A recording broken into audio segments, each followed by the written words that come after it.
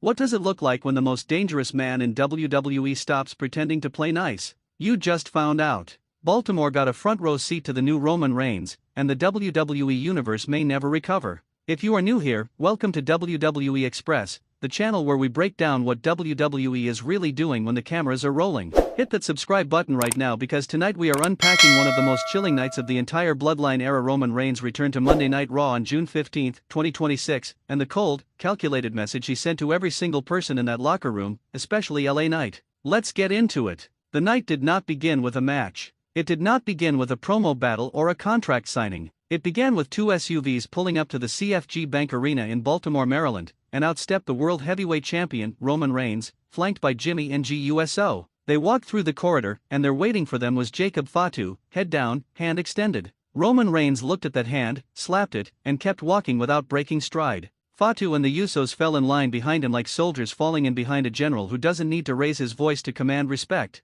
That image alone before a single word was spoken told you everything you needed to know about the version of Roman Reigns that showed up in Baltimore. This wasn't the tribal chief trying to win your love. This was a man who had already decided the world would acknowledge him whether it wanted to or not. The crowd felt it. The moment that Bloodline theme hit and those four men walked through the curtain, Baltimore exploded. Not out of cheering for a beloved hero, but out of the electric recognition that something real was standing in front of them. Roman got in that ring, surveyed that crowd, and told them to acknowledge him. And you know what? They did. Every single one of them. Now here is where the storytelling gets absolutely masterful. Roman stood in that ring and began building something right in front of our eyes. He praised Jey Uso, calling him his right-hand man, telling Baltimore to acknowledge him. He praised Jimmy. But then, and this is the moment that cracked the foundation, he turned to Jacob Fatu and told him to acknowledge the twins. Fatu grabbed the microphone with the energy of a man who has been waiting his whole life to say what came next. He doesn't listen to the Usos. Not a chance. He only acknowledges one man. He only acknowledges Roman Reigns.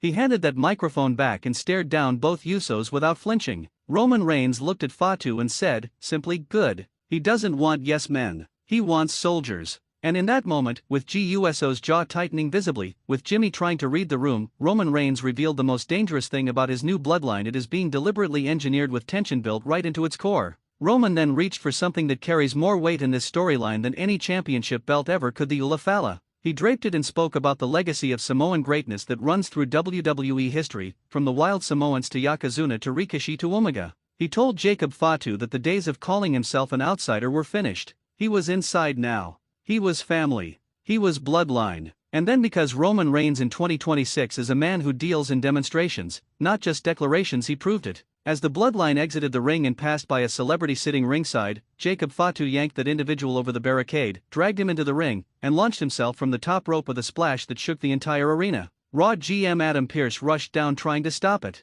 And Roman Reigns stood on that apron, looked at Pearce, and ordered Fatu to do it again. One finger. One instruction. Fatu went up again and crushed him a second time. Roman smiled. Not the smile of someone who is surprised. The smile of someone watching a machine work exactly the way they designed it to. That smile is the most important thing that happened on Raw last Monday. Because here is the deeper story, the one that is pointing directly at Night of Champions on June 27 in Riyadh, Saudi Arabia, like a loaded weapon. LA Knight has been running his mouth at Roman Reigns for weeks. And Roman Reigns, rather than confronting him personally, whispered something into Jacob Fatu's ear backstage and let the Samoan werewolf handle it. That is not how a babyface operates. That is how a crime boss operates. That is Roman telling the entire WWE Universe, I am not going to dignify LA Knight with my personal attention. I have people for that. And Fatu confirmed it. When Roman pulled him aside later in the night and asked if he had handled LA Knight, Fatu looked him dead in the eye and said yes. But here is the layer underneath the layer: the Usos were not happy about it.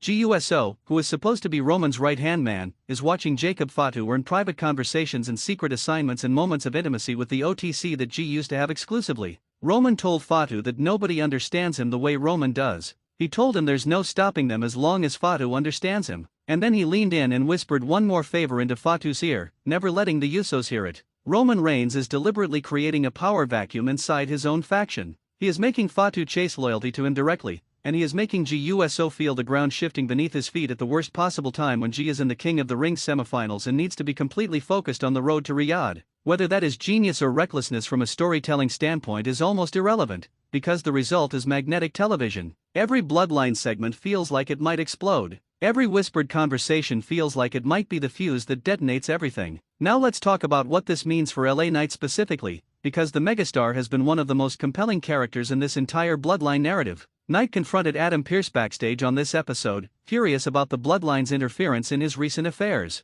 He told Pearce he was going to handle things his own way. The problem with that statement, as brave as it is that LA Knight just became the example. He became the man Roman chose to make an example of without even getting his own hands dirty. That is a very particular kind of disrespect, and it is one that LA Knight, with his massive ego and equally massive pride, cannot let stand. The collision course between Roman Reigns and LA Knight is no longer just a rivalry. It is becoming a statement about power, about who gets to define strength in WWE in 2026. LA Knight represents the idea that you fight your own battles, that you earn everything through force of personality and force of will. Roman Reigns is now representing something much colder and much more frightening, the idea that real power never has to fight its own battles at all. Heading into Night of Champions in 12 days, the questions are stacking up faster than answers. What did Roman whisper to Fatu? What is the Usos' breaking point? Is Jey Uso's loyalty to Roman bulletproof, or is there a crack in that armor that someone like LA Knight, or even Solo Sikoa, who told the Bloodline to their face to go to hell and come get in themselves, could exploit? And most pressingly, when does Roman Reigns step out from behind the curtain of Bloodline muscle and face consequences directly?